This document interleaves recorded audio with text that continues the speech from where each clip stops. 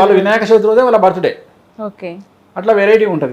కొంతమంది పండుగలు తప్పదు కదా ఇక వాళ్ళకి. ఎందుకంటే వినాయక చవితి ముఖ్యమా, వాళ్ళకు డేట్ ముఖ్యమా అంటే వాళ్ళు వినాయక చవితి ముఖ్యం అనుకుంటారు. ఎందుకంటే వాళ్ళ ఫెస్టివల్ ఇంకో ఫెస్టివల్ కలిసి వస్తుంది కాబట్టి, రెండు కలిపి వస్తున్నాయి కాబట్టి అట్లా చేసుకుంటారు. రైట్. గత ఇంటర్వ్యూలో finally to conclude, Pawan Kalyan and TDP party రెండు మాత్రమే అలయన్స్ ఉన్నాయి ఏపీ విషయానికి వస్తే. ఇప్పుడు బీజేపీ కూడా అక్కడ జత కట్టింది. ఏమైనా మార్పులు ఉంటాయా మీరు చెప్పిన గత ప్రిడిక్షన్స్? అంటే ఆ మూడు పార్టీలు కలుపుకొని చాలా స్ట్రాంగ్ గా జగన్ గారి పైకి ఇప్పుడు దూసుకొస్తూ ఉన్నాయి. అండ్ మళ్ళీ జగన్ గారు విన్ అవుతారని మీరు చెప్పారు అఫ్ కోర్స్, కానీ రియాలిటీ కొంత టఫ్గా ఉంది అని సర్వేలు చెప్తూ ఉన్నాయి. గ్రౌండ్ రియాలిటీ వీళ్ళ కూటమికే అవకాశం. అవన్నీ నేను చూడగలమా? అప్పుడు నేను రివ్యూవర్ని అవుతా, లేకపోతే నేను ఒక పొలిటికల్ అనలిస్ట్ని అవుతా. నేను జ్యోతిష్కుని ఎందుకు అవుతా? నేను నమ్మిన సిద్ధాంతం ప్రకారం నేను పోతా. నాకు రిజల్ట్ నెగిటివ్ రాని పాజిటివ్ రాని నాకు అనవసరం. నేను చెప్పాలనుకున్నది చెప్తా. దానికి కూడా నేను ఫేస్ చేయడానికి సిద్ధంగా ఉంటా. నేను దానికి కూడా సిద్ధంగానే ఉంటా. బట్ నేను రివ్యూలను చూసి, నేను సర్వేలను చూసి నేను మాట్లాడలేదు. నేను ఒక జాతకాన్ని నమ్ముకున్న, జాతకాన్ని బేస్ చేసుకొని చెప్తున్నా అంతే. అది రిజల్ట్ అనేది నేను చెప్పిన జాతకమే బేస్ తప్ప ఈ వచ్చే సర్వేలు కానీ గ్రౌండ్ రియాలిటీ నాకు అనవసరం. జాతకాలే బేస్. సో మర్చిపోరని చెప్పొచ్చు కదా బాబు గారు, అలాగే బాలయ్య గారు, లోకేష్ గారు. ఆంధ్రప్రదేశ్లో రోజా గారిది టఫ్ ఉంటుంది. ఓకే. అంబటి రాంబాబు గారిది టఫ్ ఉంటుంది. మినిస్టర్ అమర్నాథ్ది టఫ్ ఉంటుంది. సో మూడు వైసీపీ వాళ్ళకు ఎగనెస్ట్గా చెప్పిన ఎంత ఆనందం. అలాగే కుప్పంలో చంద్రబాబు గారు సాలిగా ఈ మూడే మళ్ళీ దీన్ని మిక్సప్ చేయదు. ఇక మూడు ఆనందంగా కూడా ఎంజాయ్ చేస్తాను. అంటే వైసీపీ వాళ్ళ గురించి చెప్పారు కదా, వైసీపీ అంటున్న వైనాట్ కుప్పం గురించి ఒకసారి అదే చెప్తున్నా. ఈ మూడైతే కన్ఫర్మ్. ఈ మూడు టగ్ ఆఫర్ ఉంటాయి. ఆ ముగ్గురులో ఎవరైనా గెలిస్తే నేను టగ్ ఆఫర్ ఉంటాయి. ఇప్పుడు టైట్ అని చెప్తున్నా కానీ ఓడిపోతారని చెప్తలేను కదమ్మా. ఓకే. నేను టైట్ అని చెప్తున్నా. నేను ఓడిపోతారు అని చెప్పట్లేదు. ఇక్కడ అండర్లైన్ చేసుకోవాలి. టైట్ అని చెప్తున్నా.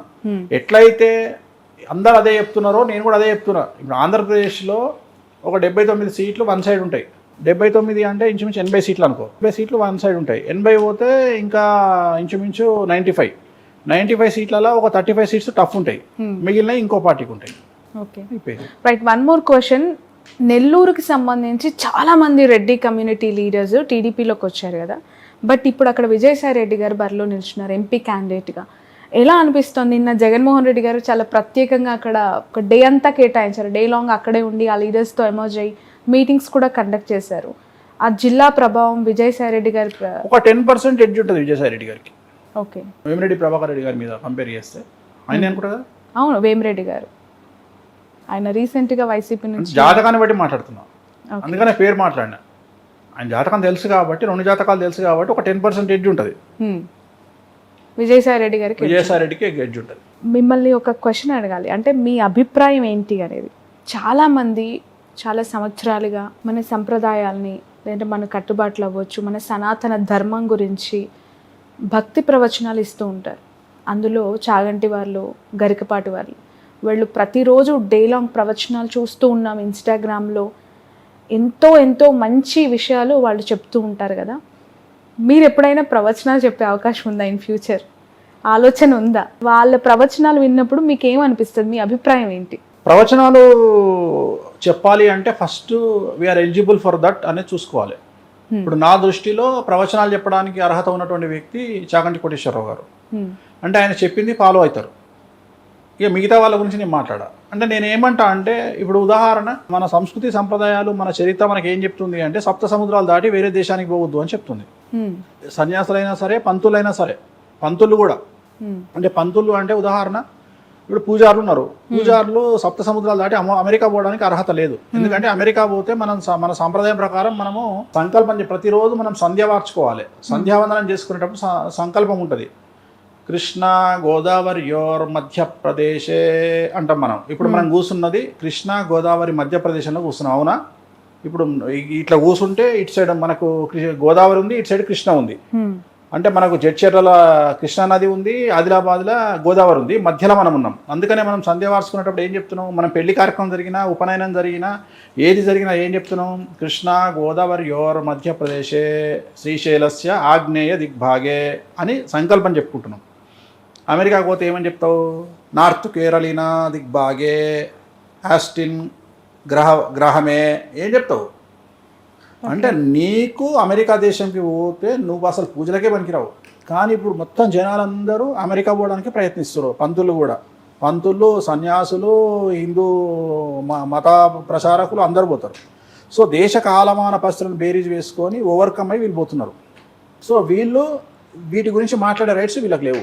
అట్లనే మనం ఏదైనా తప్పు చేస్తే వాటి గురించి మాట్లాడే రైట్స్ వాళ్ళకి లేవు. సో వామాచారానికి సంబంధించిన వ్యక్తిగా, నాన్ వెజ్ లిక్కరు లేకుండా పూజలు చేయనటువంటి వ్యక్తిగా, ఓకే, ఆ రెండూ లేకుండా పూజలు చేయలేని స్థాయిలో ఉన్న నేను ఇప్పుడు నువ్వు చెప్పినటువంటి వాటికి దూరం.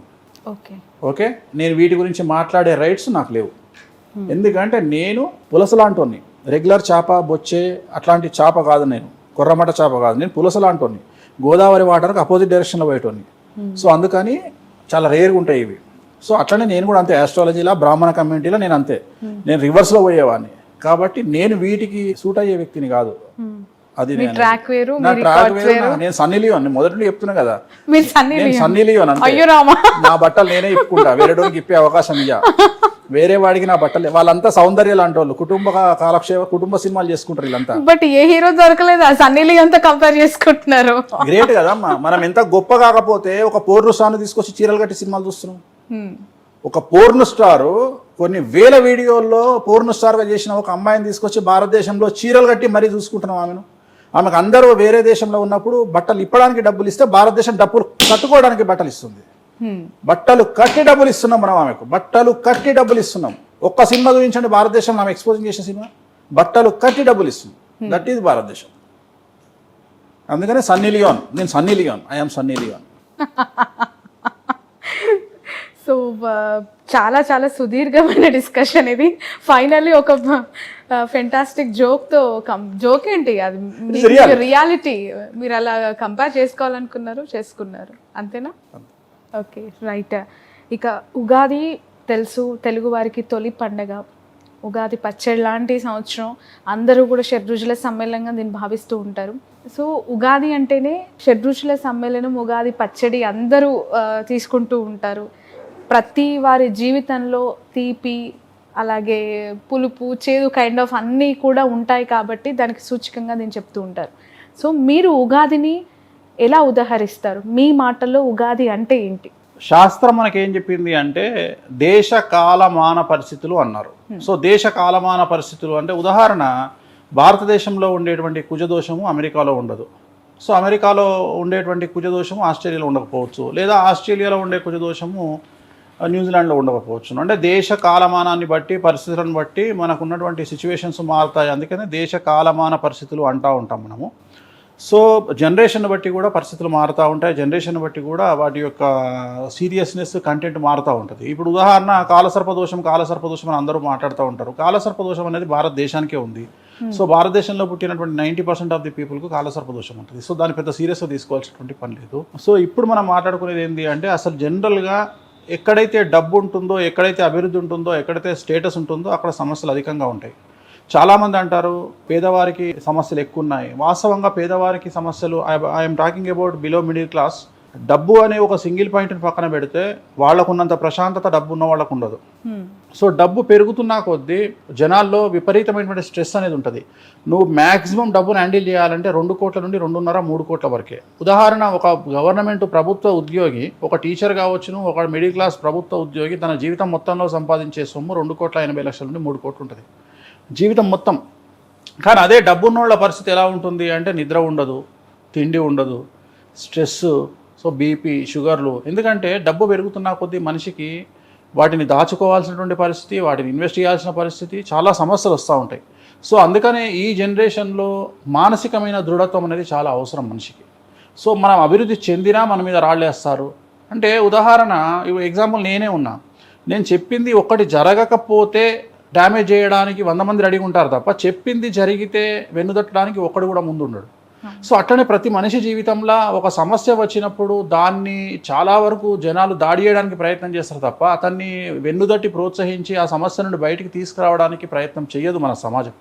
మన సమాజమే అలాగా ఉంది. ప్రస్తుత సమాజము సినిమాటిక్ పోకడలకు చాలా దగ్గరగా మనం జీవన శైలి లేకున్నా సినిమాల్లో చూపించే వాటికి చాలా విచిత్రంగా ఉంది. ఉదాహరణ, టీవీలో ఒక సినిమాలో ఉమ్మడి కుటుంబాన్ని చాలా గొప్పగా చూపిస్తే చప్పట్లు కొట్టి సినిమాని సూపర్ హిట్ చేస్తాం మనం. కానీ మన ఇంట్లో ఉమ్మడి కుటుంబం అంటే మనకే బోర్ కొడుతుంది. లేదా మన ఇంట్లో మన గెస్ట్లు ఒక 2 రోజులు ఇంట్లో ఉంటే తట్టుకోలేనటువంటి పరిస్థితి. వివాహం 16 రోజులు చేసుకునేటువంటి పండగ ఇవాళ మనకు 1 డే మ్యారేజ్ కిందకి వచ్చింది. మార్నింగ్ ఎదుర్కోళ్ళు, ఈవినింగ్ కల్లా అప్పగింతలతో కార్యక్రమం అయిపోతూ ఉంది. సో మనం ఏమైపోతుంది, సంకుచిత మనస్తత్వాలు, మైక్రో ఫ్యామిలీస్, మినీ ఫ్యామిలీస్ అయిపోయి, సో సమాజం అంతా కూడా ఒక వెన్నుదట్టి ప్రోత్సహించి, ఒక మనిషికి ఇంట్లో ఒక అన్నకు సపోర్టు, ఒక తమ్మునికి సపోర్ట్ ఇది లేదు. ఎంతసేపు తమ్ముడు సంపాదించిండని అన్న కోపం, అన్నకు సంపాదించిండని తమ్ముడు కోపం, అక్క సంపాదించిందని చెల్లె కోపం. అంటే ఎంత ప్రేమగా మాట్లాడుకున్నా ఇన్నర్ కరెంట్గా వాళ్ళ మనసుల్లో ఉన్నది ఏంటంటే ఎట్టి పరిస్థితుల్లో వేరే వ్యక్తి అభివృద్ధిలోకి రావద్దు, వేరే వ్యక్తి అభివృద్ధిలోకి రావు. ఇదే ఆలోచన, ఎంతసేపు ఇదే ఆలోచన. ఒక పెద్ద, ఈ మధ్యకాలంలో నేను ఒక ఉదాహరణ చెప్తా. ఒక పెద్ద కార్యక్రమానికి నేను వెళ్ళడం జరిగింది, చాలా పెద్ద కార్యక్రమానికి వెళ్తే ఒక హీరో వచ్చాడు, ఒక ప్రముఖ హీరో వచ్చాడు అక్కడికి.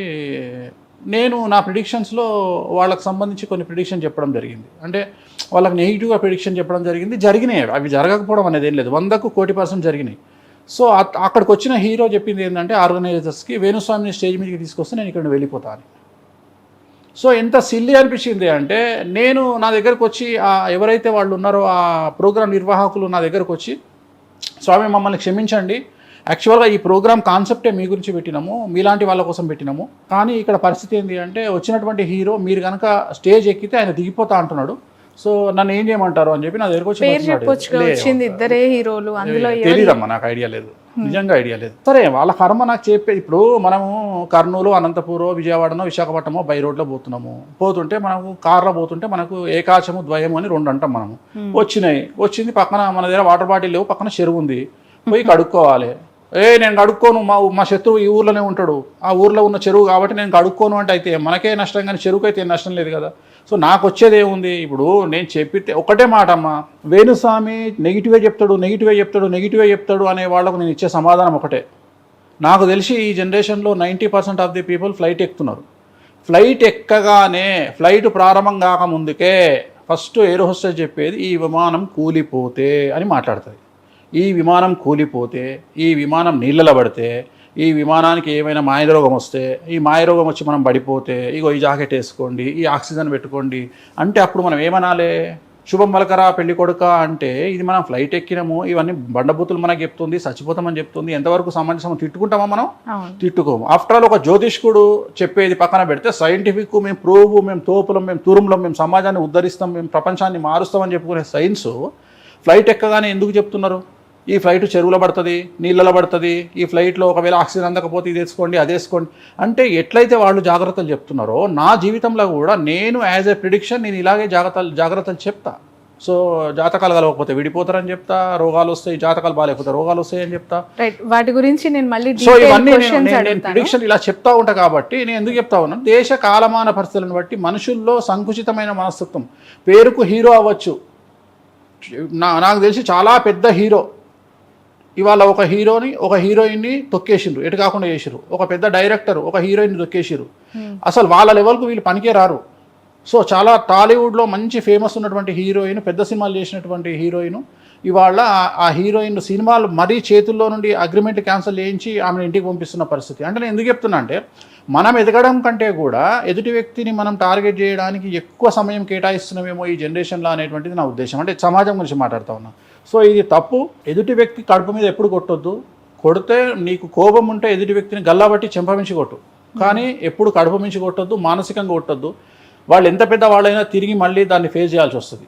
అంటే ఒక వ్యక్తి కడుపు మీద కానీ మనసు మీద కానీ మనం కొట్టినట్లయితే ఖచ్చితంగా